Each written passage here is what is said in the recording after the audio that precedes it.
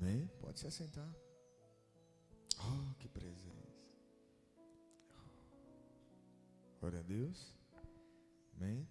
Você que trouxe a sua Bíblia, ore em Mateus 4, verso 12. Oh, Espírito Santo. Mateus 4, 12. Amém? Não achou? Essa palavra o Senhor falou comigo. A gente estava fazendo a obra lá embaixo, na construção, na reforma lá. E a gente começou a conversar, estava bem de noite, sobre o governo, sobre reinos, a maneira que os homens lidam uns com os outros. E aí o Espírito Santo colocou no meu coração essa palavra. Não sei se eu vou conseguir pregar tudo hoje, mas... Amém? Um pouquinho sobre o reino de Deus, mas vou tentar, com a graça de Deus, trazer uma perspectiva talvez diferente, amém? Para que vocês tenham entendido. A gente estava falando sobre o governo, sobre os reinos, sobre o que está acontecendo nesse mundo, amém? E como tudo que está acontecendo, todos os sinais estão apontando cada vez mais para a volta de Jesus. Sabe, como tudo vem se cumprindo gradativamente, em geração, cada geração um pedaço, um âmbito da palavra se cumpre. Amém? Aí o que Deus colocou no meu coração assim, quando eu estava ali, a gente conversando sobre aquilo, né? Meu pai estava falando sobre umas experiências que ele viveu no mundo. A gente estava conversando. E aí o Espírito Santo, por um instante assim, me deu um vislumbre de como vai ser o reino do Messias. Como vai ser o reino quando Jesus voltar.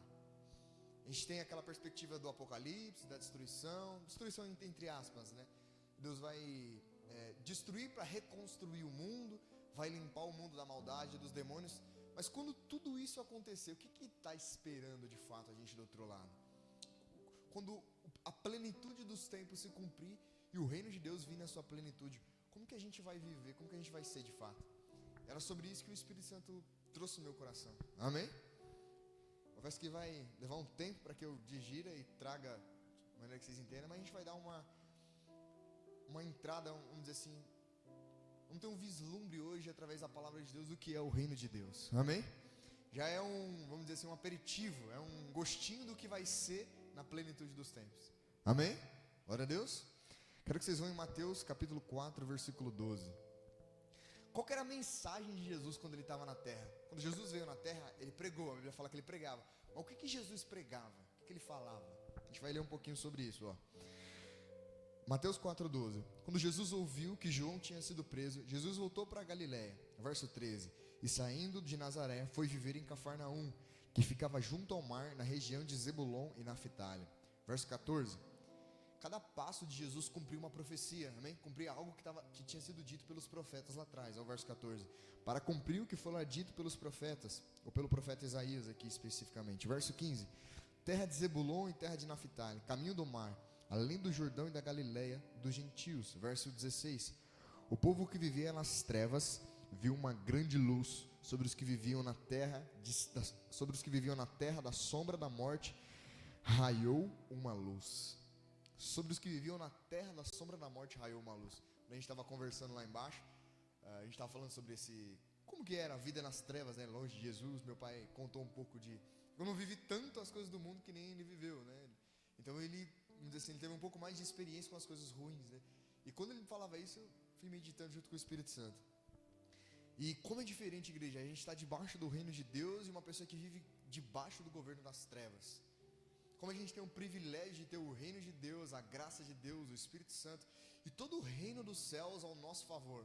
Quando a gente está nas trevas, a gente está não só escravo pelos demônios, mas completamente amarrado pelas situações e pelas coisas que acontecem com a gente. Amém? Vamos lá, ó. O versículo 17 vai mostrar o que Jesus pregava.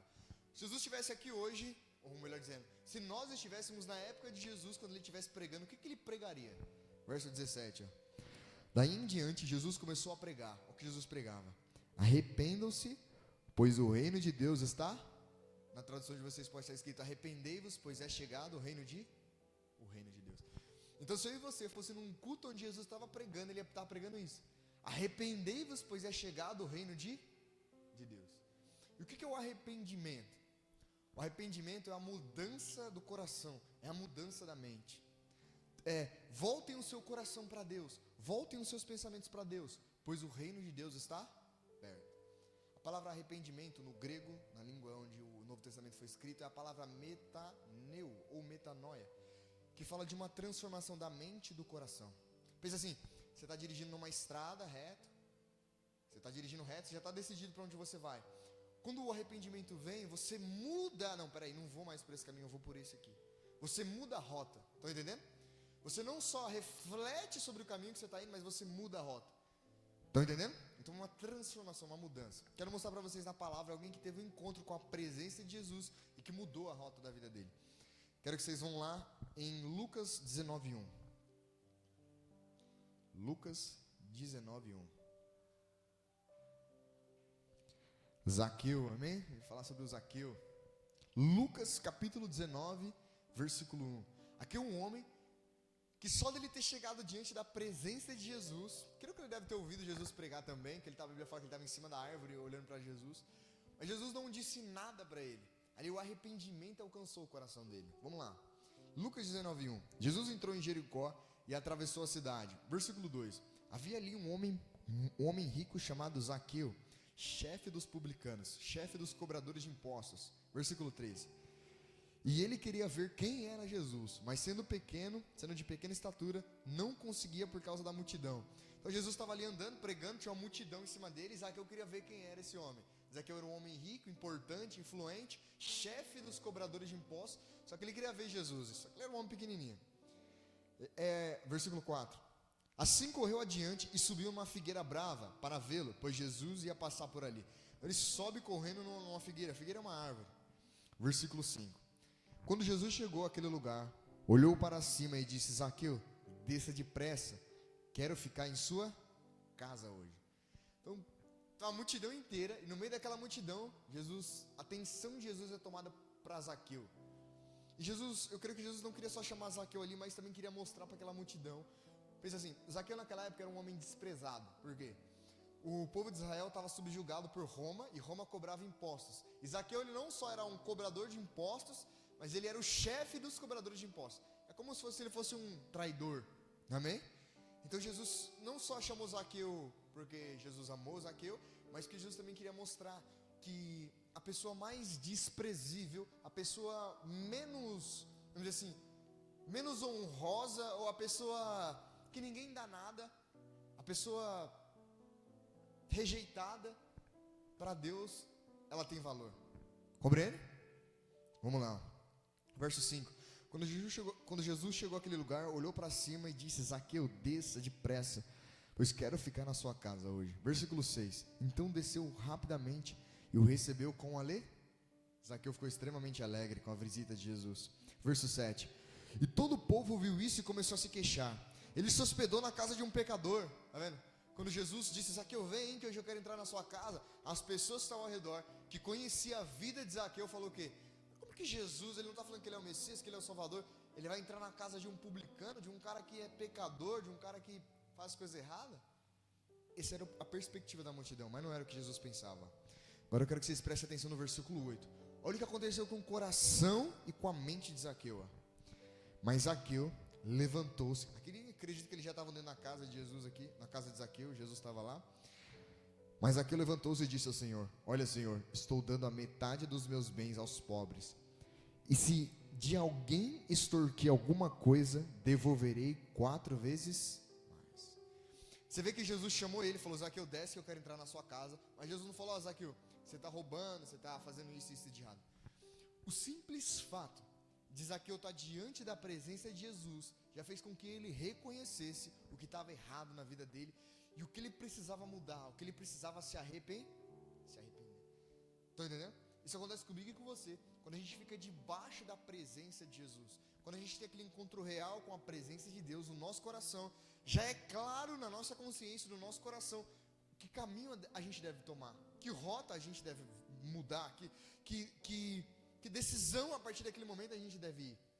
Sabe, é que nem uma pessoa que está vivendo uma densa treva e de repente chega a luz. Quando a luz chega, ela já sabe para onde ela deve ir. Ela deve caminhar em direção à luz. Estão compreendendo? Então Jesus não deu uma palavra de nada. Jesus só estava ali. E Zaqueu olhando para Jesus, para quem ele era, para o bem que ele fazia às pessoas, ele reconheceu a maldade e os caminhos que ele estava tomando errado na sua própria vida. Jesus não disse uma palavra sequer, mas o simples fato da presença dele estar ali trouxe essa consciência ao coração dele. É isso que acontece comigo e com você, à medida que a gente vai permanecendo debaixo da presença de Deus. Eu creio que a maioria de vocês estão aqui já se arrependeram, já entregaram a vida para Jesus, mas há coisas dentro do meu e do seu coração, dentro da minha e da sua mente, que precisam ser mudadas, que precisam ser transformadas. E como isso acontece? À medida que eu e você, dia a dia, vai se expondo à presença de Deus. É que nem uma pessoa que está muito suja. Está muito suja. Trabalhou na mecânica extremamente suja de graxa. À medida que essa pessoa entra no banho, liga o chuveiro, a água vai caindo, e conforme a água vai caindo, vai limpando a pessoa. Estão entendendo? É a mesma coisa quando eu e você se expõe gradativamente, diariamente à presença de Deus. O nosso coração vai sendo transformado, a nossa mente muda. A maneira de a gente enxergar a vida, a maneira de a gente enxergar as pessoas, a maneira de a gente lidar com as pessoas muda. Por quê? Quando eu e você está longe de Cristo, a gente está completamente debaixo da influência do reino das trevas. E no reino das trevas é olho por olho, dente por dente. No reino das trevas não tem misericórdia, não tem amor, não tem bondade, não tem nada disso. É cada um por si, e eu não vou falar nem Deus por todos, é cada um por si e cada um por si. Estão entendendo? Isso aqui é o que acontece. Quando eu e você se arrepende, que nem Zaqueu aqui, e recebe Jesus na nossa vida, Jesus já estava ali com Zaqueu. Mas devido ao fato da presença de Jesus estar ali, não vou dizer o comportamento de Zaqueu, eu quero que vocês entendam. O evangelho não é uma mudança de comportamento. Vou dar um exemplo assim. Eu fazia aquilo, agora eu paro de fazer. Não é só algo que você para de fazer, mas é uma transformação que acontece no seu coração e na sua mente. Você passa a enxergar aquela coisa como algo ruim. Meu Deus, eu tinha aquela conduta, eu tinha aqueles hábitos, eu estava tão cego que eu nem sabia o que eu estava fazendo. Por que acontece isso com você? Porque agora você está vendo aquela mesma coisa que você fazia com a perspectiva do reino de Zaqueu. Olhou para si e olhou para o que ele fazia, e olhou para o reino de Deus, que era Jesus ali, o rei do reino. Falou, meu Deus, o que eu faço? Na perspectiva do reino de Deus, está tudo errado. Aí ele chega para Jesus e diz, Senhor, eu vou dividir todo o meu dinheiro, e se eu tenho extorquido alguém, roubado alguém, eu vou restituir 4 vezes mais. Eu quero restituir, esse é o arrependimento. Eu quero consertar aquilo que eu fiz de errado. Você vê que a mente dele mudou, o coração dele mudou, por causa de um contato direto que ele teve com a presença de Cristo. Glória a Deus, amém? Fala assim, o reino de Deus, ele é estabelecido no meu coração, à medida que eu tenho contato com a presença de Deus e com a palavra dele. Muitos irmãos, eles já são salvos, eles já entregaram a vida para Jesus, eles já vieram e confessaram Jesus, só que eles não passaram por essa transformação de uma mentalidade das trevas para a mentalidade do reino, para a mentalidade da luz. Compreenderam? Amém? Por isso que é necessário que eu e você gradativamente e diariamente vá se expondo à palavra de Deus, para que a nossa mente seja transformada. Amém? Vamos lá, o versículo 8, ó. Mas Zaqueu levantou-se e disse ao Senhor, olha, Senhor, estou dando metade dos meus bens aos pobres, e se de alguém tenho extorquido alguma coisa, devolverei 4 vezes, quer dizer, vou restituir, Senhor. Verso 9, e olha a alegria de Jesus, e Jesus lhe disse, hoje houve salvação nessa, porque esse homem também é um filho de Abraão. Tá vendo? As pessoas olhavam para ele como, esse cara aí é um sem vergonha, esse cara aí é um ladrão, é um extorquidor, que era o que ele fazia de fato. O que Jesus falou? Hoje entrou salvação na sua casa, Zaqueu, que você também, apesar dos seus erros, apesar dos seus defeitos, apesar das coisas que você fez, apesar da vida que você levava, você também é um filho de Abraão. Tá me entendendo? O meu e o seu valor não está naquilo que a gente faz, mas em quem a gente é, em quem Deus nos criou. Estão compreendendo? Amém? Mas a gente só vive a plenitude de quem a gente é quando a gente está debaixo da presença de Deus. Vamos lá, verso 10.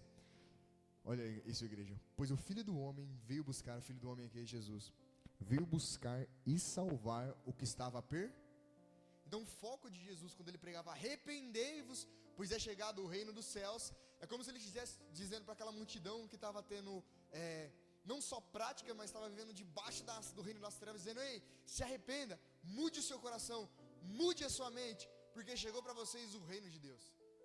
Mude, porque eu vim salvar vocês. Eu vim dar para vocês salvação, vida eterna. Eu vim trazer para vocês paz. Eu vim trazer para vocês segurança. Eu vim trazer para vocês a presença de Deus de volta ao coração de vocês. Mas mude a rota, mude o seu coração, mude a sua mente. Estão entendendo? Essa é a mensagem de Jesus. É aquele que está nas trevas, debaixo do governo e do domínio das trevas, sendo oprimido, sendo escravizado pelos demônios. Quando Jesus olha para ele, Jesus não condena. Uma vez os discípulos falaram assim: Jesus, a gente foi pregar naquela cidade, lá naquela cidade não quer ouvir. Vamos fazer que nem Elias, vamos orar e para cair fogo e matar todo mundo. Jesus falou assim: vocês não sabeis de que espírito vós sois? O Filho do Homem não veio para destruir, mas ele veio para salvar o homem. Estão entendendo? Então o maior desejo do coração de Jesus, quando ele dizia para as pessoas: se arrependam, é porque Jesus queria salvá-los do pecado, salvá-los da condenação eterna, salvá-los da opressão dos demônios. Glória a Deus, compreenderam? Por isso que o chamado de Jesus é o arrependimento, é: venham, mude o seu coração, mude a sua mentalidade, mude a sua rota, porque está preparado para vocês o reino de... Uma vez que a pessoa muda o coração, uma vez que a pessoa se arrepende, eu quero que vocês prestem atenção agora nessa parte. Essa parte é um tanto quanto espiritual e geralmente você tem que ter graça para poder explicar isso. Quando você entrega a sua vida para Jesus, você continua sendo a mesma pessoa, você está com a mesma roupa, o mesmo jeito. Só que espiritualmente falando, você foi tirado do reino das trevas e levado para o reino da luz. Pensa assim, você pode estar num lugar onde ninguém tem o hábito, por exemplo, de comer carne, mas você ainda continua comendo a carne, estão entendendo? Porque você ainda não foi transformado no seu entendimento, estão entendendo? Então tem pessoas que ela já aceitou Cristo, ela já entregou a vida dela para Jesus, ela já foi colocada no reino de Deus, só que a mente e o coração dela ainda, vamos dizer assim, ainda reage como alguém que está no reino das trevas, compreenderam? Mas espiritualmente falando, ela já está no reino da luz. Vai em Colossenses capítulo 1, versículo 13. Colossenses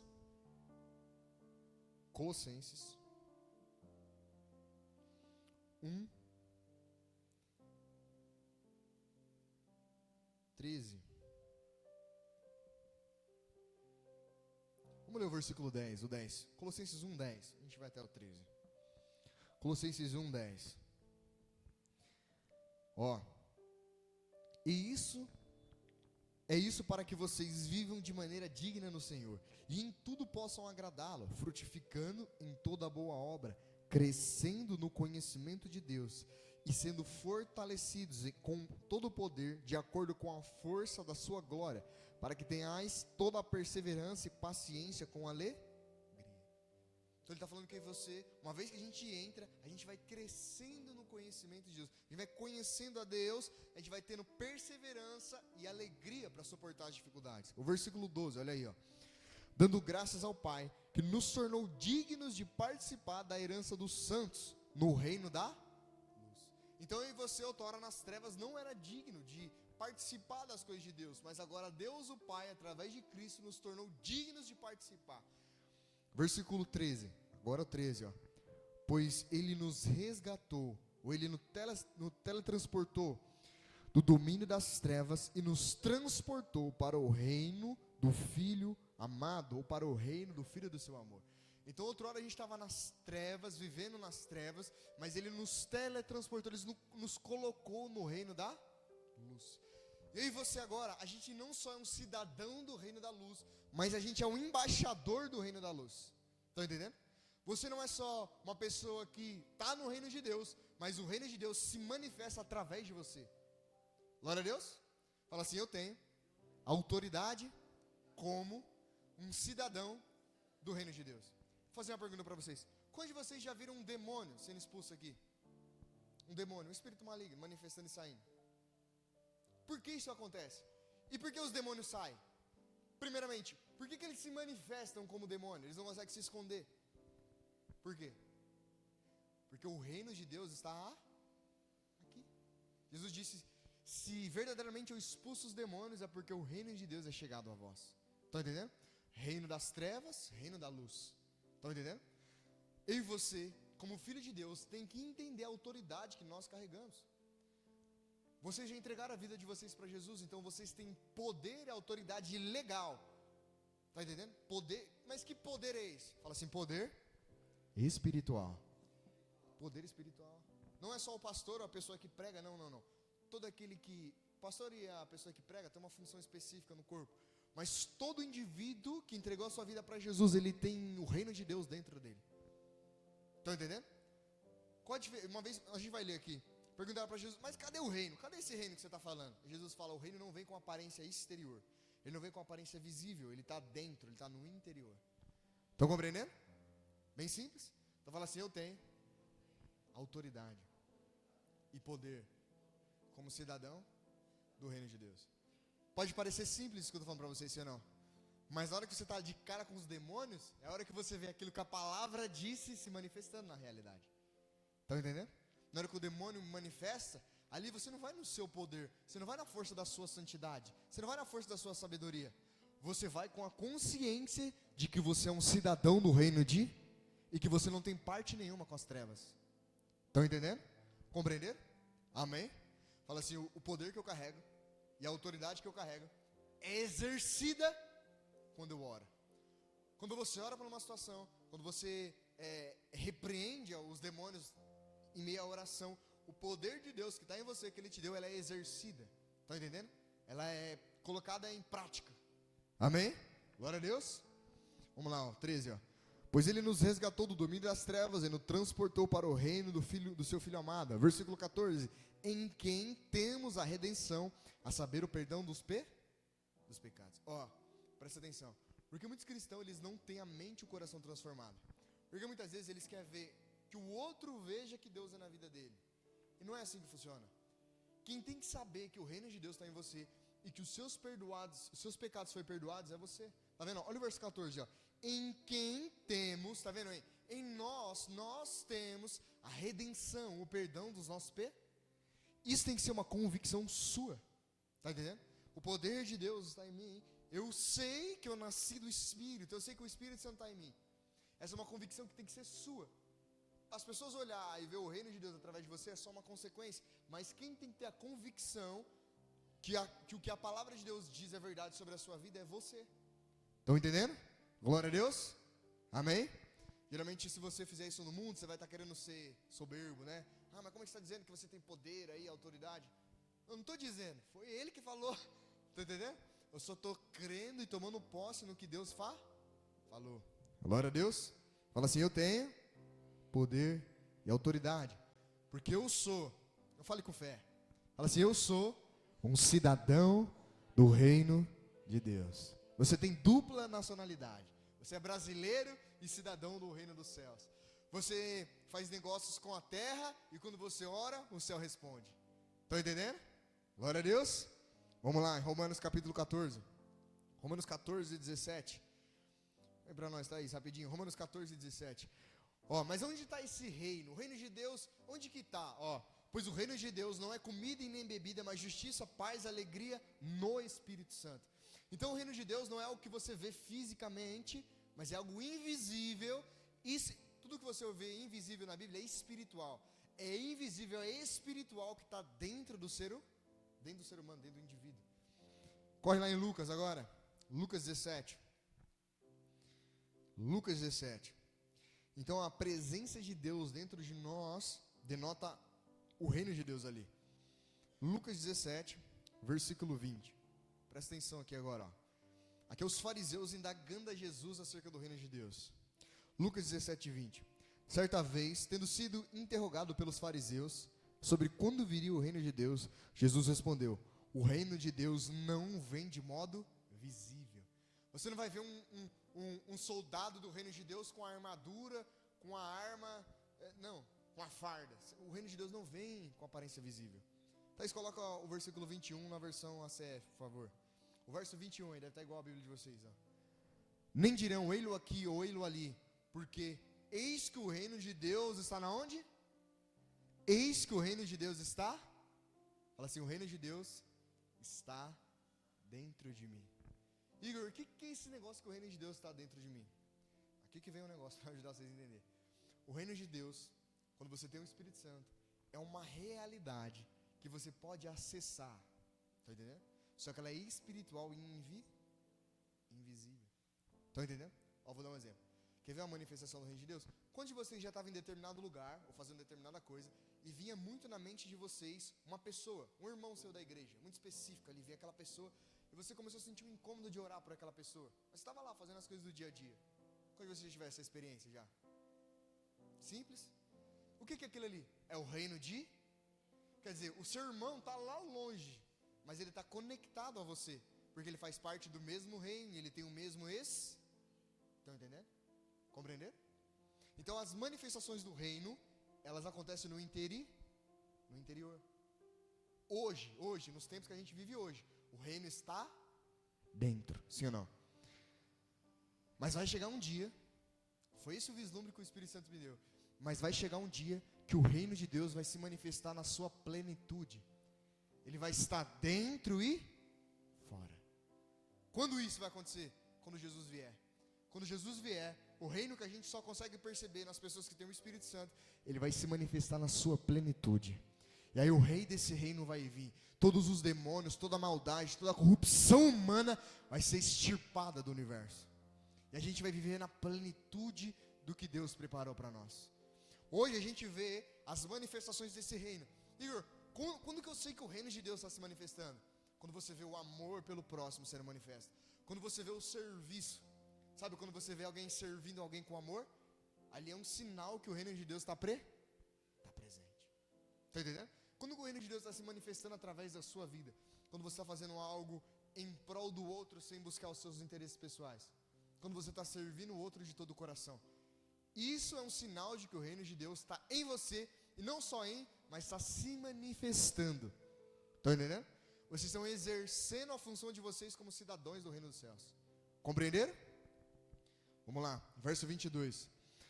Depois disse aos seus discípulos: chegará um tempo em que vocês desejarão ver o Filho do Homem, mas não o vê? Que tempo é esse? Eu e você hoje não deseja ver Jesus, sim ou não? E tem como ver Ele? Não. Cadê Jesus? Agora, nesse exato momento, Ele está sentado à direita do Pai. A gente tem a presença dEle aqui através do Espírito. Vamos lá, verso 23. E dirão a vocês: lá está Ele, ou aqui está Ele, não se apressem a segui-lo. Verso 24. Pois o Filho do Homem no seu dia será como um relâmpago, cujo brilho vai de uma extremidade à outra. Verso 25. Mas antes é necessário que Ele sofra muito e seja rejeitado por essa geração. Então Jesus está falando que naquele momento Ele deveria morrer, ser rejeitado e se ascender aos céus. Agora olha o tempo que eu e você estamos vivendo. Presta atenção, verso 26. Assim como foi nos dias de Noé, também será nos dias do Filho do Homem. Verso 27. O povo vivia comendo, bebendo, casando-se e sendo dado em casamento, até o dia em que Noé entrou na arca. Então veio o dilúvio e os destruiu todos. Então Jesus está falando, o Filho de Deus vai ser tirado, vai ser levado, vai estar junto de Deus. E os homens vão viver que nem nos dias de Noé, casando-se, comendo, casando-se, se dando em casamento, negociando com esse mundo. O que ele estava falando? Que os homens vão viver dispersos. É como se eles vivessem dormindo sobre a realidade espiritual e sobre o que há de acontecer. Compreenderam? Verso 28, E aconteceu a mesma coisa nos dias de Ló. O povo estava comendo e bebendo, comprando e vendendo, plantando e construindo. Verso 29. Mas no dia em que Ló saiu de Sodoma, choveu fogo e enxofre do céu e os destruiu a todos. Verso 30. Acontecerá exatamente no dia em que o Filho do Homem for revelado. Então, quando os dias de Cristo estiver próximo de vir, quando a volta de Cristo estiver se aproximando cada vez mais, o que a gente vai ver? A gente vai ver as pessoas cada vez menos preocupadas com a salvação, com a vida eterna, e mais preocupadas com as coisas materiais. Um materialismo vai tomar conta das pessoas. Eu não estou falando que você vivendo aqui não pode ter coisas boas, amém? Que não é errado, você ter uma casa boa, uma família boa, não é isso. Mas as pessoas vão viver somente para isso. E como nos dias de Noé estava lá construindo a arca, falando, que nem Jesus, arrependam-se, venham, porque vai vir o dilúvio. Venham, entra na arca, no caso de Noé, entra na arca, que vai vir o dilúvio. O povo, esse velho tá louco, mano. Esse velho deu para endoidar agora. Você vai estar fazendo um barco no meio do lugar seco. Esse velho tá louco, sim ou não? Uma pessoa hoje, que está debaixo do reino de Deus, quando ela prega e fala de Jesus para as pessoas que estão no reino das trevas, a pessoa que está no reino das trevas fala, esse cara é um crente, esse cara é maluco, sim ou não? Quando a Bíblia fala que Ló se separa de Abraão e Ló vai para a cidade de Sodoma. Quando Ló está na cidade de Sodoma, a cidade de Sodoma era uma imoralidade sexual exacerbada. Você vê que era tão ruim o negócio que eles quiseram estuprar os anjos. A Bíblia fala que quando os anjos foram lá para resgatar Ló, os homens falaram assim, não, chegou uns homens aí, a gente quer esses homens aí. Aí Ló falou, não, eu dou minha filha para vocês, mas deixe esses homens em paz. Deixa eles em paz. a Bíblia fala que os anjos pegou e cegou todos os homens que estavam ali, saíram da cidade. Quando Ló saiu da cidade, caiu fogo e destruiu tudo. Estão entendendo? Então, quando os dias de Cristo, os dias do Filho do Homem estiver se aproximando, o reino das trevas vai se manifestar de uma maneira.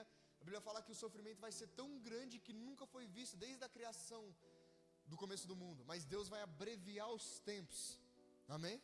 Porque senão os salvos ali, os santos não suportariam. Glória a Deus. Estão compreendendo?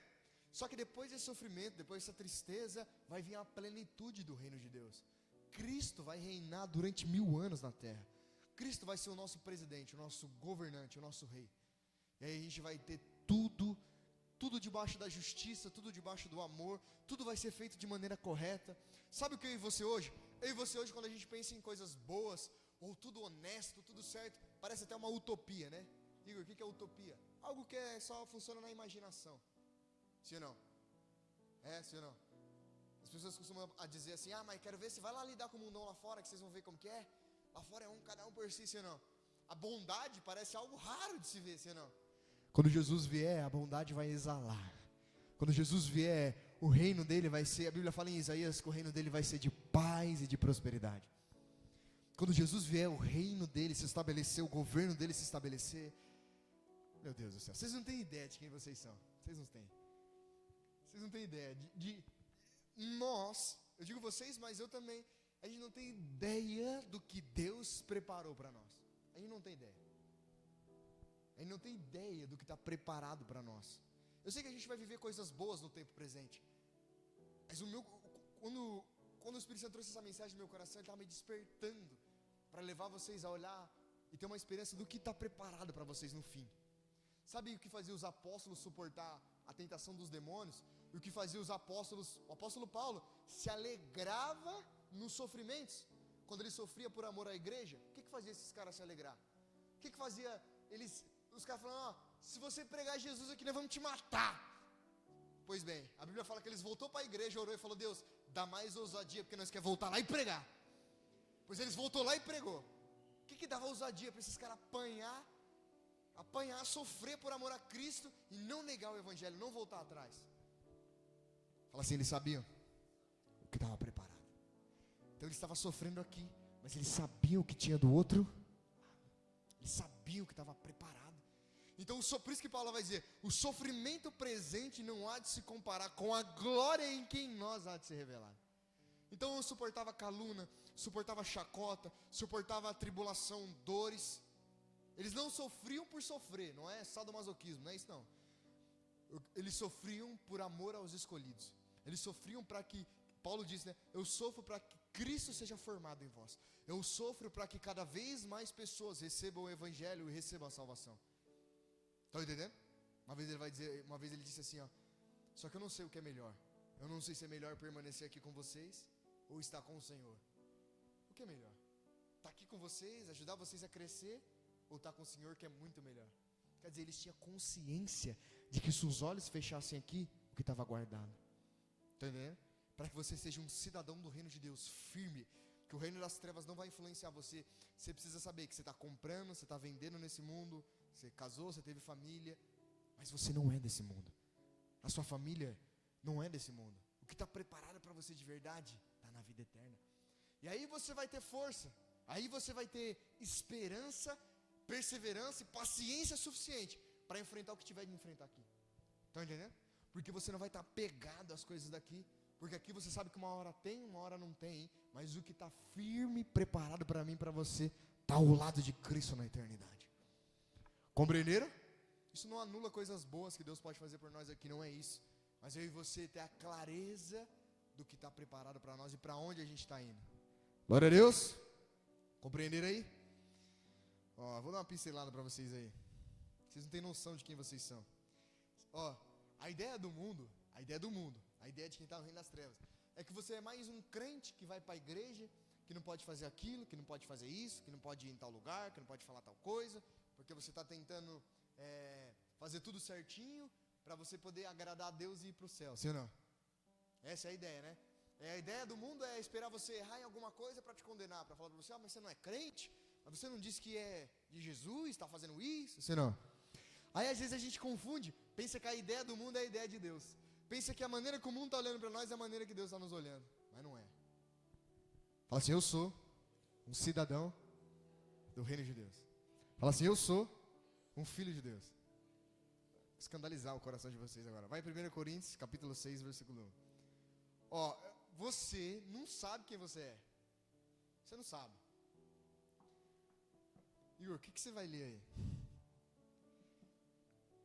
A gente falou aqui agora que o reino de Deus vai vir na sua plenitude. Que Jesus Cristo vai vir, sim ou não? E que Jesus vai fazer o quê? Ele vai julgar os demônios e o mundo. Amém? E adivinha quem é as pessoas que vão participar desse julgamento? Quem vai ser o júri? Quem vai ser o júri? Hã? Levanta sua mão santa aí.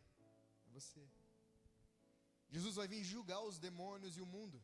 E adivinha quem vai estar sentadinho lá no júri, vendo o julgamento e votando, tendo participação naquilo? Quem? Vocês. Vamos ler para vocês verem que está na Bíblia, não é conversa minha. 1 Coríntios 6.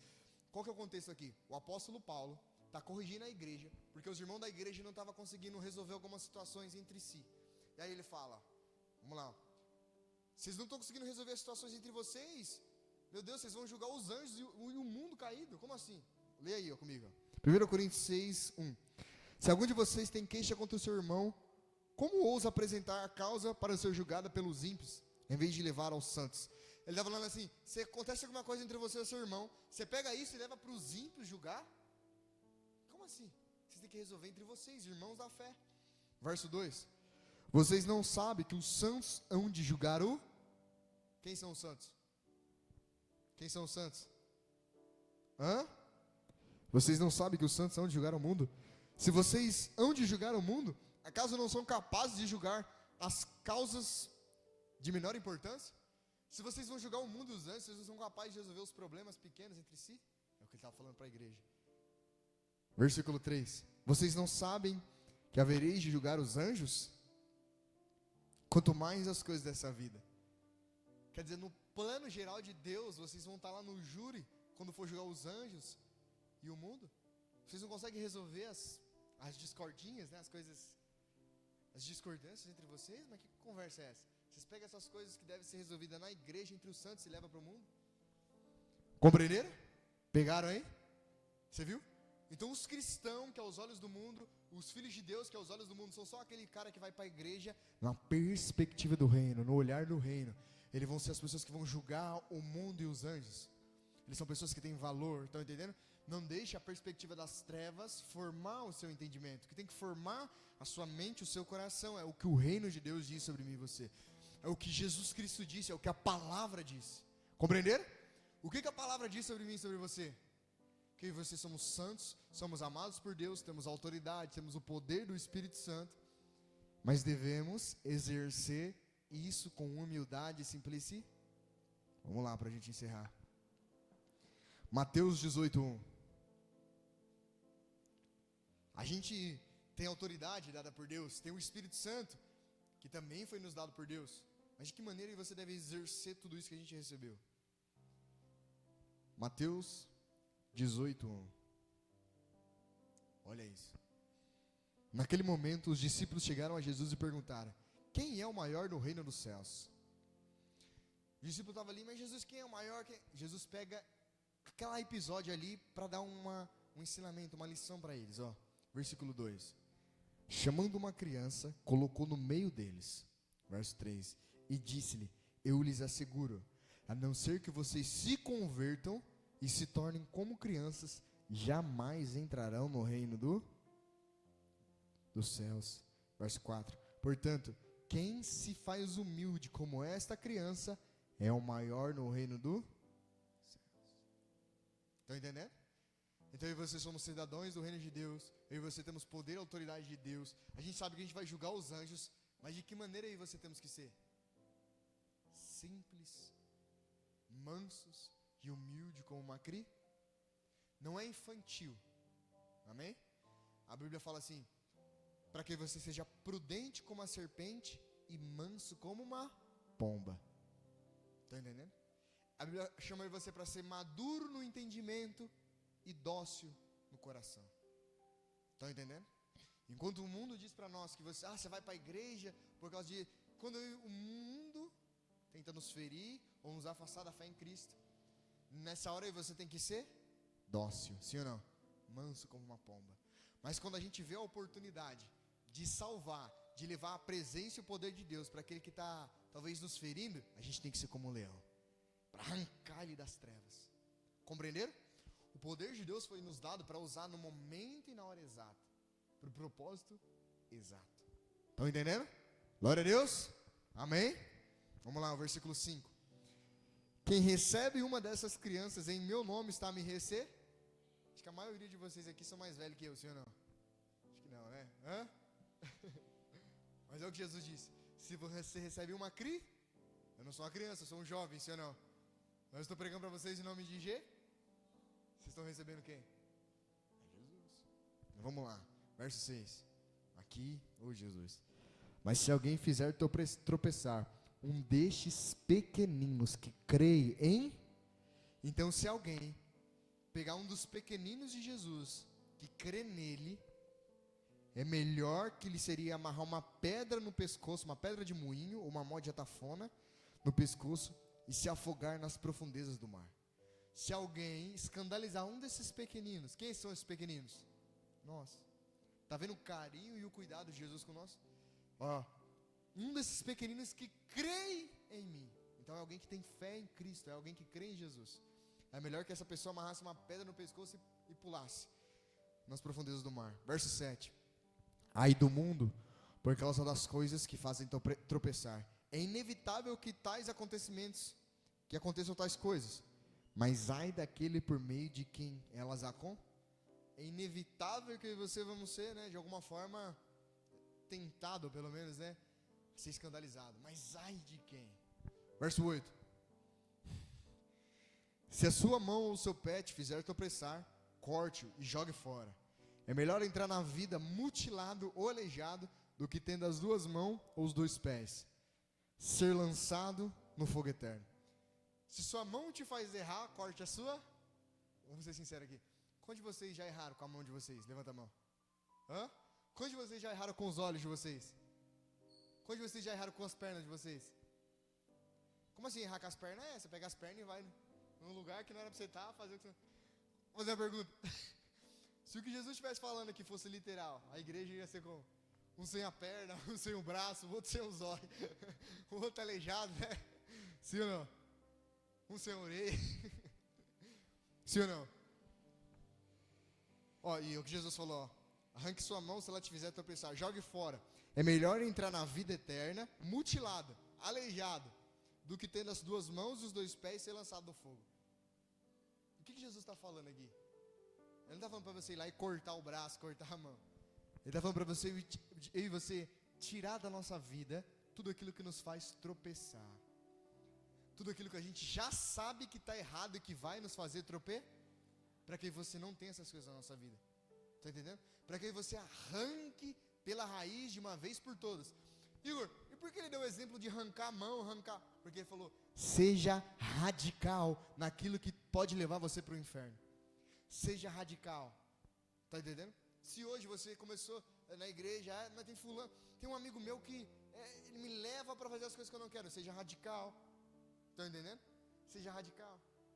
Seja radical em tudo aquilo que você sabe que pode levar você para a condenação eterna. Está entendendo? Porque é melhor você sentir a dor da perda, é melhor você sentir a dor aqui do que no fogo eterno, por toda a eternidade. Compreenderam? Verso 9. E se o seu olho lhe fizer tropeçar, arranque e jogue fora. É melhor entrar na vida com um só olho do que tendo os dois olhos e ser lançado no fogo. O que ele está falando? Seja radical, seja disposto a abrir mão de qualquer coisa. Tudo aquilo que pode te separar de Deus e da vida aí. Compreenderam? Amém? Vamos lá em Mateus 18 para a gente encerrar. Mateus 18. A gente está em Mateus 18, não é só? Desce mais para baixo. Mateus 18. E digo-lhes a verdade. Tudo que vocês ligarem na terra será ligado no... E tudo que vocês desligarem na terra será desligado no... Verso 19. Também lhes digo que se 2 de vocês concordarem na terra em qualquer assunto sobre o qual pedirem, isso lhe será feito por meu Pai que está no... Então, basicamente, Jesus está falando que eu e você, como cidadãos do reino de Deus, como a igreja de Cristo, a gente tem uma coisa. Que coisa é essa? Autoridade. Estão entendendo? Vocês estão entendendo porque tem cristão, filho de Deus, que é assolado pelos demônios? Porque ele tem medo de confrontar os demônios, sendo que ele já tem autoridade sobre os demônios. Estão entendendo? E não só isso, né? Jesus falou que daria as chaves do reino dos céus, do reino de Deus. As chaves são dadas para quem? Para a igreja. Amém? Se qualquer um de vocês orarem em concordância acerca de uma coisa que vocês pedirem, assim será feito por meu Pai que está no... Gloriosa essa promessa, sim ou não? Vocês concordarem acerca de algo e orar, Deus vai responder. Agora, a parte que eu mais particularmente gosto, olha o versículo 20. O verso 20. Pois onde se reunirem 2 ou 3 em meu... O que está escrito aí no final? Ali eu estou no meio deles. Sim ou não? A gente também conta isso aqui. Jesus está aqui. Essa é a promessa incrível. Jesus falou, eu vou dar chaves para vocês, mas eu não vou dar só a ferramenta para vocês. Eu vou estar no meio de você. Compreenderam? Compreenderam? Eu e você, uma vez que a gente aceita Cristo, a gente já não é mais qualquer pessoa desse mundo. A gente tem o reino dos céus e as coisas celestiais em nosso favor. E não só isso, mas a gente tem a presença de... Compreenderam? Feche os seus olhos. Oh, Espírito Santo. Feche os seus olhos nesse momento. E o reino que nós buscamos é um reino invisível. É um reino que não dá para ser visto com os olhos, mas pode ser acessado com o coração.